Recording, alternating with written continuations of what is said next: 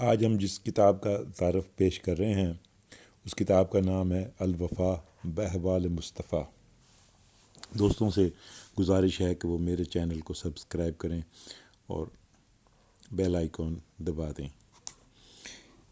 کتاب الوفا باحوال مصطفیٰ کا موضوع اگرچہ محض سیرت رسول عربی ہے، مگر صاحب کتاب نے دلائل نبوت و شواہد رسالت نبی اکرم کا بھی تذکرہ کیا ہے تاکہ بیان سیرت سے احقاق حق اور ذکر دلائل نبوت سے ابطال باطل بھی ہو جائے۔ یہاں سبب تالیف کتاب ھذا کا ذکر کر دینا بھی بے جانا ہوگا، کیونکہ آپ کی کتاب کے آغاز میں اس طرح سپرد کرتاس کیا ہے کہ میں نے امت مسلمہ کے قوت علمی کا اندازہ و تجزیہ کیا تو معلوم ہوا کہ کئی مسلمان تو اپنے نبی ہادی الی جنت کی زندگی سے واقف ہی نہیں۔ بعض دوسروں کو کچھ نہ کچھ واقفیت ہے تو مگر ان کے اذہان ناقصہ راسخ شدہ تصورات کے حقیقت سے دور کا بھی واسطہ نہیں۔ اس لیے میں نے مصمم ارادہ کیا کہ اللہ کے محبوب کی سیرت پر ایسی مختصر اور کثیر الموضوع کتاب تحریر کروں جو صحیح روایات پر مبنی ہو اور اس میں جملہ انبیاء کرام پر آپ کی فضیلت بھی ثابت کی گئی ہو۔ خدائے رؤوف الرحیم کا 100,000 بار شکر ہے کہ اس نے میری آرزو پوری کر دی۔ پیش نظر کتاب کے جملہ مضامین کو 4 موضوعات میں تقسیم و منحصر کیا جا سکتا ہے۔ اول، سیرت النبی صلی اللہ علیہ وسلم، یعنی آپ کے حالات ولادت سے عین وصال اللہ تک کے تمام احوال و اسفار و غزوات کا مفصل تذکرہ۔ دوم، شمائل الرسول صلی اللہ علیہ وسلم، جس میں آپ کے اخلاق حسنہ، مکارم و شمائل، رفیع و بدیع اور جملہ اوصاف حیات خاصہ و عامہ شامل ہیں۔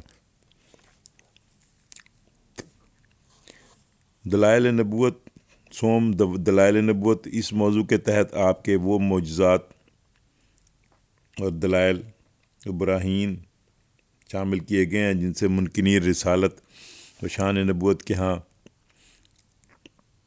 دریدہ و چشمہائے گشوخ دیدہ ہمیشہ کے لیے بند کر دی گئی ہیں۔ چہارم، خصائص نبی اکرم صلی اللہ علیہ وسلم، اس سے ہماری مراد وہ خصائص کبریٰ ہیں جن سے اللہ تعالیٰ رب العزت نے جمیع رسول الانبیاء اکرام علیہ السلام تحیت و تسلیم پر آپ کو فضیلت عطا فرمائی۔ یہ 4 عنوانات اگرچہ مصنف کتاب سے پہلے بھی سیرت نگاروں کا موضوع تحریر ہے، مگر انہوں نے 4 میں سے کسی ایک کو منفردن اختیار کیا ہے، اسی پر پورا زور صرف کیا ہے، جیسا کہ ابن ہشام اور البدایہ النہایہ کا روئے سخن موضوع اول اور بہقی کی دلائل نبوت کا زیر نظر موضوع کی سوم کی طرف ہونا ہے۔ ظاہر و باہر، جبکہ مصنف نے کتاب ھذا میں مذکورہ بالا عنوانات پر مکمل اور تفصیلی روشنی ڈال کر کئی صدیوں سے کسر نسیاں پر پڑی ہوئی ایک بہت بڑی ضرورت کو پورا کر دیا ہے۔ 1902 میں رقم ہونے والے نسخہ تیموریہ میں شائع ہونے والے نسخہ تیموریہ کے پیش نظر کتاب کا نام الوفا باحوال مصطفیٰ تحریر کیا گیا ہے۔ پھر 1936 میں جامعہ الازہر مصر کے طباع سے شائع ہونے والے نسخے پر الوفا فی بعض احوال مصطفیٰ مکتوب ہوا۔ اسی طرح کئی اور جگہ شائع ہونے والی اسی کتاب پر نام الوفا فی فضائل مصطفیٰ درج ہے، جبکہ صاحب کتاب کے نواسے نے اپنی تصنیف مرات الزمان میں اسی کتاب کا نام الوفا فضائل مصطفیٰ لکھا ہے، مگر چونکہ کتاب کے جملہ موضوعات سے مناسب وہی نام ہے جو نسخہ تیموریہ میں تھا، اس لیے اسی نام سے کتاب شائع کی جاتی رہی ہے۔ اس کے باب اول میں عظمت مصطفیٰ علیہ تحیت و ثنا باعتبار اوصاف کمالات بیان کیے گئے ہیں۔ دوسرا باب سرور عالم صلی اللہ علیہ وسلم کے وجود عنصری کا بیان ہے۔ تیسرے باب میں تخلیق محمدی کے لیے ابراہیم علیہ السلام کی دعا، چوتھے باب میں حضرت اور آپ کی امت کا توریت و انجیل میں تذکرہ اور اہل کتاب کا اعتراف۔ پانچویں باب میں کعب بن لوئی بن غالب کا بعثت نبی اکرم صلی اللہ علیہ وسلم کے متعلق اعلان۔